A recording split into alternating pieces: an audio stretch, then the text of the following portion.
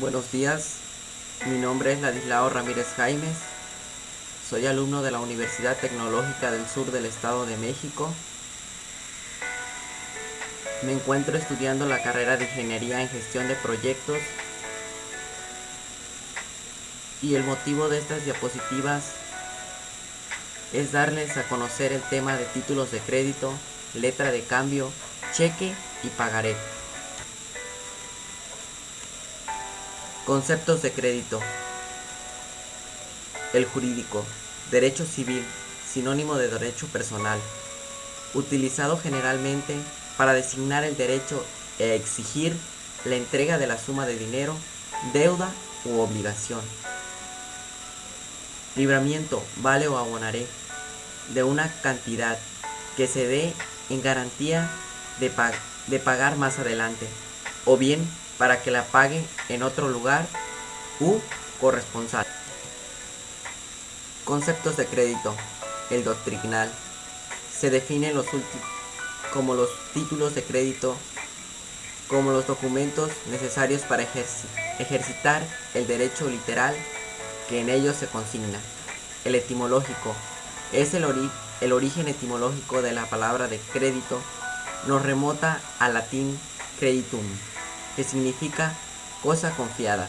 Por lo tanto, la negociación de crédito aparece vinculada con tener confianza.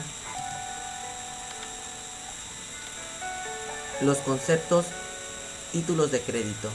El jurídico.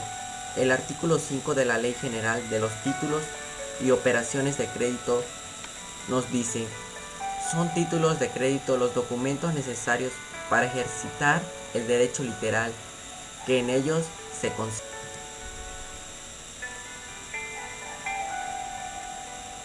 Los conceptos de título de crédito.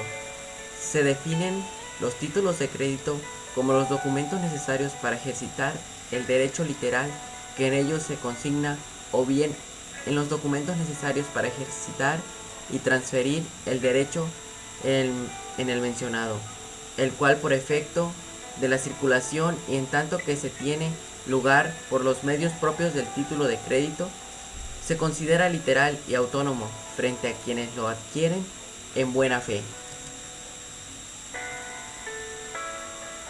Según el creador César Vivante, fue la primera teoría referente a los títulos de crédito. César Vivante nos menciona que son documentos que lleva incorporado un derecho literal y autónomo que se puede ejercer por el portador legítimo contra el deudor a la fecha de su vencimiento. Naturaleza jurídica de los títulos de crédito. El título de crédito, como los documentos, tienen características especiales que los distingue de cualquier otro. En principio, el artículo 1 de la Ley General de Títulos y Operaciones de Crédito establece que son cosas mercantiles, lo que significa que en tales documentos se incorporan los derechos de naturaleza mercantil, no civil, con lo que se marca la división entre ambas ramas del derecho, las civiles con las mercantiles. Características de los títulos de crédito. La literalidad de los derechos que trae un título de crédito, que sirve para medir el contenido y alcance de las obligaciones que representan, ya que en tal derecho se extenderá por lo que literalmente se encuentre en el señalado. En otras palabras, la medida del derecho incorporado en el documento. Esto nos dice que en el documento especifica cómo debes de llevar a cabo el crédito. Otra de las características de los títulos de crédito es la autonomía. Esto nos dice que es la situación en que se encuentra el tenedor de un título de crédito en virtud del cual se halla inmune frente a la expensión personal que podría hacer valer contra los anteriores endosatorios. del documento, ya que cada persona va adquiriendo el documento y obtiene un derecho propio, independiente, distinto del derecho que tenía quien endosó el título. Otra más de las características es la incorporación, característica también conocida como inmanencia o compenetración. Se hace consistir en que el título es portado del derecho, ya que se encuentra tan estrechamente ligado a él, que sin la existencia del título mismo, tampoco existe el derecho, ni por lo tanto la posibilidad de su ejercicio. Legitimización es la característica. Se encuentra considerada en el artículo 38 de la Ley General de Títulos de Crédito y Operaciones de Crédito, párrafo segundo, el cual señala: el tenedor de un título de crédito en el que hubiera endoso se considera propietario del título siempre que justifica su derecho mediante una serie interrumpida de aquellos. Es la calidad que el título atribuye al titular, o sea al que lo posee, legalmente, para exigir el pago. Con él se consigna al obligado. Característica de los títulos de crédito: la abstracción. La desvinculación de un título de crédito de la causa que le dio origen se traduce en un problema de autonomía, sino de abstracción, mientras que aquella importa la existencia de un derecho originario, es decir, desvinculado de la posición jurídica de sus anteriores portadores. La segunda, desvinculación al documento, a la relación causal. Elementos de la letra de cambio. En la emisión y circulación de una letra de cambio intervienen las siguientes personas: el librador y el librador, que es el liberado. Es la persona creadora de la deuda quien emite la letra de cambio para que el deudor o liberador la acepte y así haga cargo del pago del importe de la misma. Es el deudor quien debe pagar la letra de cambio cuando llegue la fecha indicada o el vencimiento. Elementos de la letra de cambio. El tomador, portador, tenedor o beneficiario es la persona que tiene en su poder la letra de cambio y a quien se le debe abonar. También puede intervenir en la circulación de la letra las siguientes personas: el endosante, que es el que endosa una letra o la transmite a un tercero. El endosatario es aquel en cuyo favor se endosa la letra, el que reciba la letra. El avalista es aquella persona que garantiza el pago de la letra. Función de la letra de cambio. La letra de cambio es un efecto comercial, un documento donde se ha reconocido un derecho del crédito, un derecho a que alguien cobre algo de un tercero. Su importancia se deriva a la manera en que se articula el crédito entre proveedor y cliente, y que una vez emitido puede ser endosado, transmitidos o transferidos. Entonces ese derecho de crédito puede ser convertido en un medio de razón de ser de la letra de cambio. La letra de cambio es un título de crédito que contiene el orden incondicional de hacer pagar una empresa llamada girador, da otra llamada girador, de pagar una suma de dinero a un tercero denominado beneficiario o tomador en época y lugar determinados. Los requisitos de la letra de cambio. Los requisitos de la letra de cambio se encuentran establecidos En el artículo 76, la letra de cambio debe contener la medición de ser la letra de cambio insertada en el texto del documento, la expresión del lugar y el día, mes y año en que se suscribe, el orden incondicional al girador de pagar una suma determinada de dinero, el nombre del girador, el lugar y la época del pago, el nombre de las personas a quien ha de hacerse el pago y por último la firma del girador o de la persona que suscribe a su ruego o en su nombre. Medición de la letra de cambio. Debe indicar que es una letra de cambio de forma escrita en el mismo idioma implementando el título. Expresión del lugar. Si la letra no indica el lugar de la emisión, se considera girador en el domicilio del liberador. Como ya había hecho mención, debe de llevar el día, el mes y el año en que se ejecuta. Orden incondicional al girador. Nombre del girador. El documento debe contener el nombre y los apellidos de la persona física o la razón social que deberá pagar la obligación estipulada. Si se posee algún error en el nombre, la letra de cambio queda automáticamente nula. Lugar y época de pago. La letra debe indicar el lugar en que se debe prestar la letra para pagar, pero si esta falta, la letra se pagará en el lugar designado junto al nombre del liberado.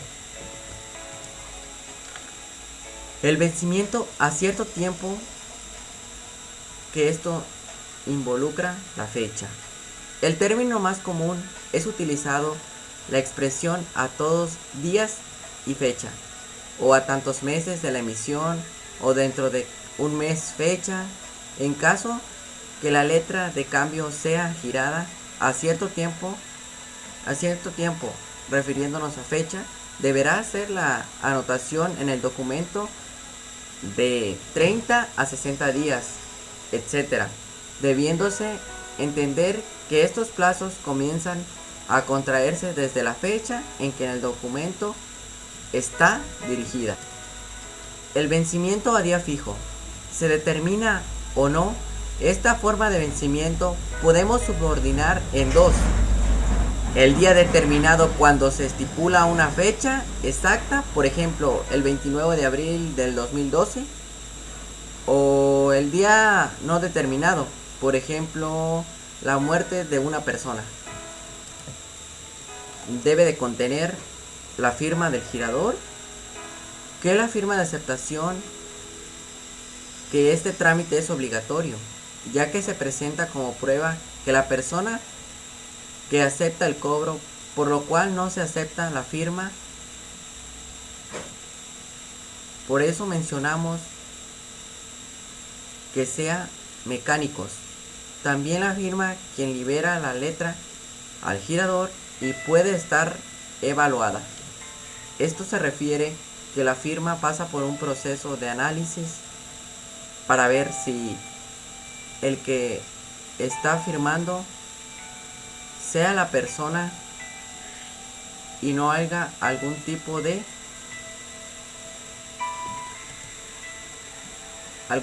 extorsión en la firma. La aceptación. En el artículo 91, la letra debe de ser prestada por su aceptación en el lugar, dirección, designados en ella, al efecto. Al falta de indicación de dirección o lugar, la presentación será en el domicilio o en la residencia del girador. Cuando en la letra se señaló varios lugares para la aceptación, se entenderá que el tenedor puede presentar en cualquier lado de ellos. Si puso en varios lugares, está obligado tiene el derecho a poderlo pagar en alguno de los lugares en el que se especificó en el documento. La aceptación por intervención. En el artículo 102, la letra de cambio nos acepta por el girador. Puede serlo por intervención después del protesto. respectivo. El artículo 103. El tenedor está obligado a admitir la aceptación por intervención de las personas a que se refiere en el artículo 92. El aval se encuentra previsto por el artículo del 109 al 116 de la Ley General de Títulos y Operaciones de Crédito. Esto es dentro del capítulo 2 de la letra de cambio. No es obstante, es aplicable en forma común a todos los títulos de crédito. Entendamos por el aval el acto escrito en el propio documento por la virtud del cual la persona que lo da se llama avalista, garantizando en todo o en parte el pago de un título de crédito.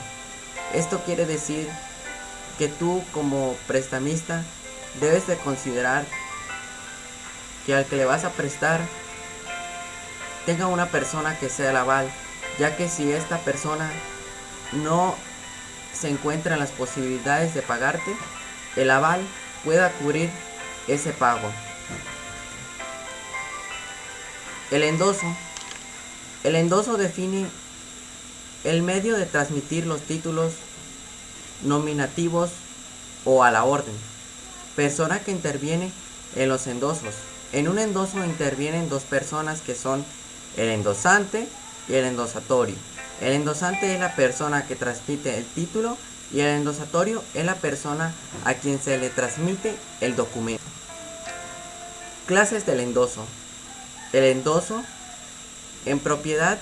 El endoso en propiedad ha de constar sobre el título mismo o en hoja adherida a él, como todos los actos que se lleva a cabo respecto de los títulos de créditos.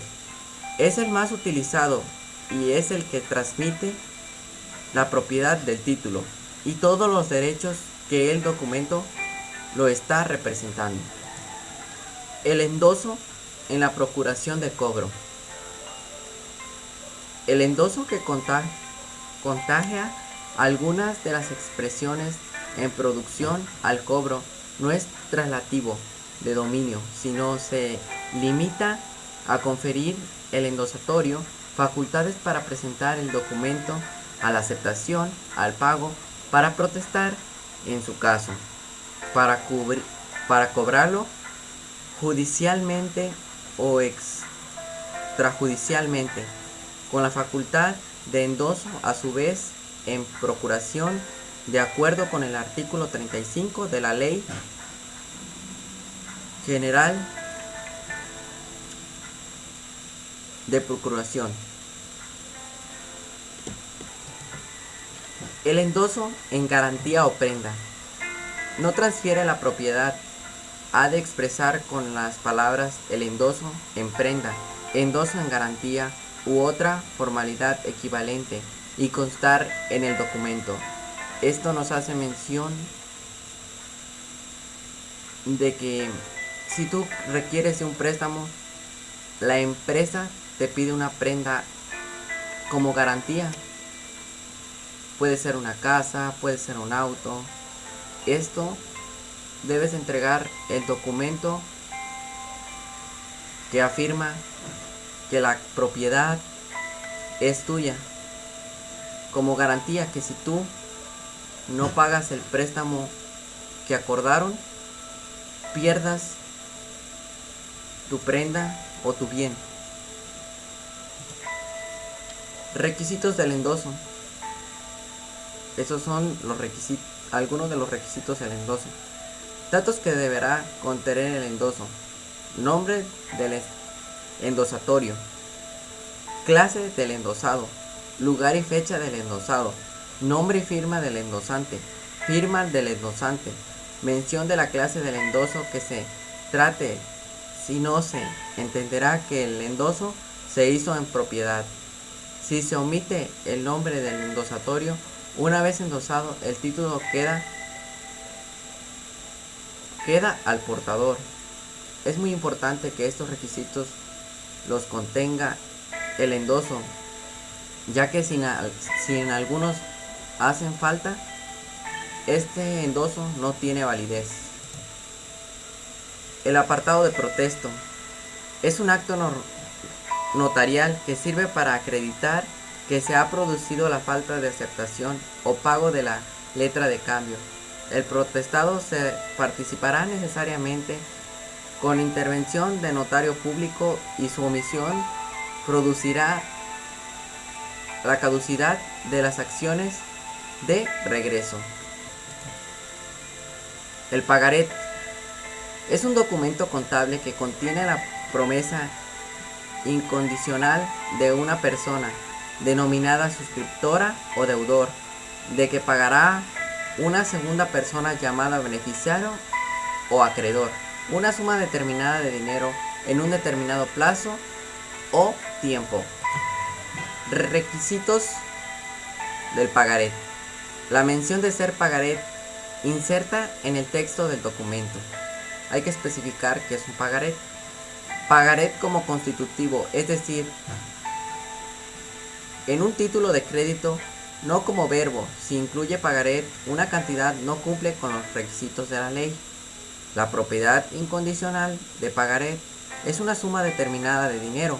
La letra contiene una orden y el pagaret promesa incondicional de pago.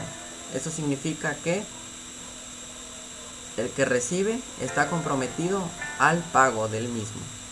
El nombre de la persona a quien ha de hacerse el pago, según la legislación, no puede ser el portador. Es necesario el nombre de la persona a quien ha de pagarse. Si yo traigo un cheque y este cheque no viene a mi nombre, no me lo pueden cambiar. Ya no se pueden cambiar los cheques al portador. Solamente a la persona que viene dirigida el cheque, con su nombre y sus apellidos. Si no, no es válido. La época y el lugar del pago. Cheque. El cheque es el mandatorio escrito de pago para cobrar una cantidad determinada de los fondos que quien lo expidan tiene disponible en un banco. El cheque es el título que permite al librador, emisor, disponer del dinero de su propiedad. Este es un cheque que te emite, puede ser un trabajo.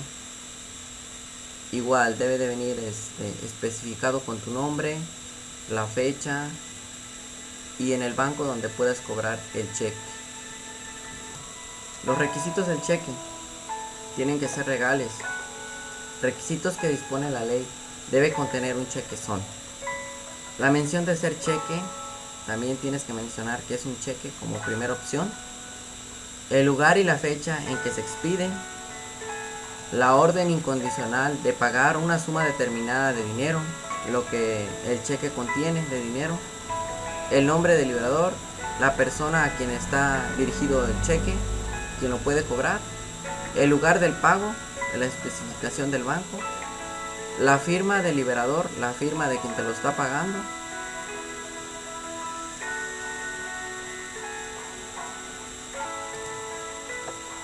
Tipos de cheque. Aquí tenemos el cheque cruzado. Es aquel liberador o tenedor de cruce con dos líneas paralelas trazadas en el endoso. Esta modalidad implica que únicamente podrá ser cobrado por una institución de crédito si se especifica entre las líneas el nombre de la institución. El cruzamiento se denomina especial.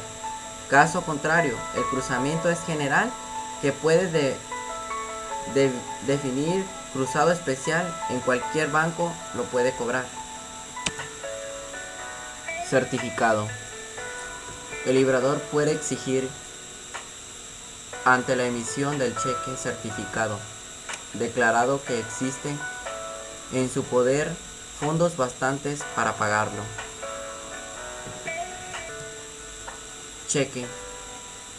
La emisión de este tipo de cheque tiene la particularidad de que hace concurrir en la institución de crédito la calidad de liberador y liberado. Para su validez debe ser nominativos y no negociables de acuerdo al artículo 200. plazos de prestación del cheque.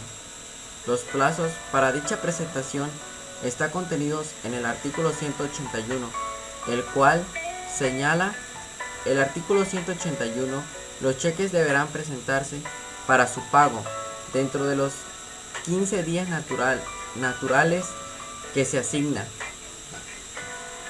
Dentro de un mes, si fuera expedido, y pagaderos en diversos lugares del territorio nacional. Dentro de 3 meses, si fuera expedido en el extranjero, y pagaderos en el territorio nacional. Y dentro de 3 meses, si fuera expedido dentro del territorio nacional para ser pagado en el extranjero, siempre que no finge otros plazos las leyes del lugar de presentación. Efectos de la falta de prestación del cheque. El cheque debe de ser prestado para su pago en la dirección indicada, y a la falta de la indicación debe de serlo en principal establecimiento que el librador tenga en su lugar de pago. De acuerdo al artículo 180, el librador tiene obligado de pagar el importe siempre y cuando tenga fondos suficientes el liberador, aun cuenta esta desvengase incapaz o haya fallecido, de acuerdo en el artículo 187. Con esto doy por terminado mis diapositivas.